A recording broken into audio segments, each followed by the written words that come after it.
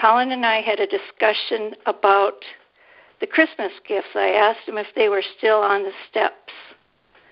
And he said, I'll go look.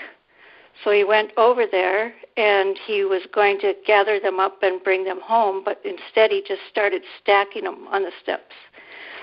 And then the dog attacked the window, and he thought, well, that's really weird because they were out of town. They wouldn't have their dog home. So he rang the doorbell, knocked on the door, and nobody answered. So then he got curious. He peeked through the window, and he saw what he wanted to be mannequins. And the reason he said mannequins is because of the shape, condition the bodies were in. Without heads and things like that, you just don't expect to see headless bodies anyway. He came home and told me, and I said that sounded kind of silly. And so I went over with them, and we both looked in again, and I saw David laying on the floor away from the Camilla and the baby. And I looked at him because I couldn't figure. I thought it was a mannequin at first too, and then I realized it wasn't, and I couldn't figure out what was wrong until I noticed that there was a spine with a small piece of the skull attached. And then I looked over by the couch. David was more over by the Christmas tree. I looked by the couch, and I saw a big bundle of things. I thought at first it was a big butt. And then I saw a little hand, and then I realized that, they were all dead, and it was our neighbors. So I went back to our house, and Colin went to the neighbors. That's what I saw. Okay, and that led you to think that it might be a suicide? Well, I'm not one of you. I'm not suspicious if someone dies. I don't automatically think they were murdered. I just saw. But you did say murder or suicide. It's just interesting that you would say both. Why you'd say either? Well, I meant murdered as in Camille and the baby.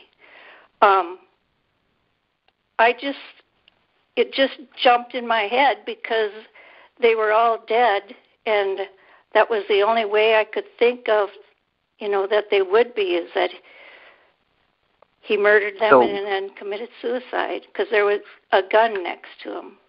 Did you ever have those feelings before about David, that he might do something like this? No, never. We were never afraid of him. I know it's been said that we were worried about his haircut and army fatigues, but that didn't bother us at all. That's fake news. But Colin said in the police report that he noticed a big change in David's appearance, but yes, that's all we noticed. Most alarming to him was that he observed that he only dressed in army fatigue. Yeah, that was. And you go ahead. That was the police report. Colin wasn't alarmed by it. Okay. But you also said that, you were talking about how I don't know, how David was outside of social media.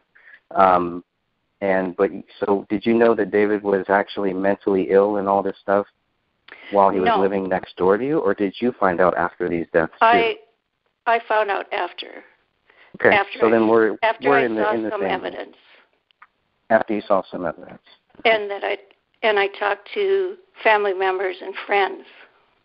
Okay. All right. So it sounds like you were kind of, in the same boat. Then we were kind of both just looking for whatever happened. Mhm. We just maybe I didn't speak to some of the people that you've spoken to that have convinced you why he did this. I hope they also told the cops too. they don't know why he did it. Then how do they know that he did it? Because there's obvious proof. There's in the diary that they found on the computer. Not in the police reports. There's no obvious proof there because they don't mention it. You only received a small portion of the reports. I was told that I received everything. Detective Gummer, that they were willing to make public. Oh, okay. So you think stuff that isn't public? David left the digital diary, the one on the computer that he hid in a file. And in that, he talked about their plans and,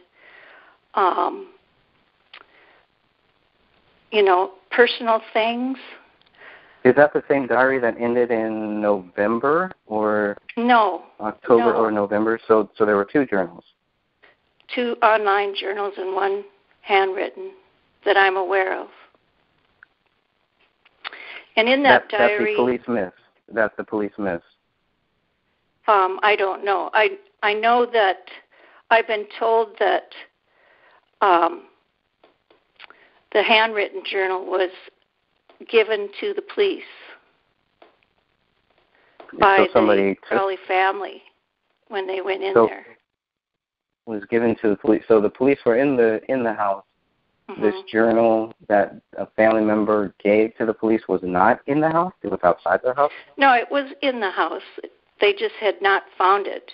The house was, what you couldn't tell from the pictures is the house was stacked with, especially his office was stacked with papers and books and notebooks, and it was in what I assume is it was in a notebook. And why I assume that he was being mean to Kamel is because I read a part where he said that he hated the thing he loved the most, Kamel. It was her that he hated, that he loved the most? That's what he had written. I hate the thing I love the most, Kamel.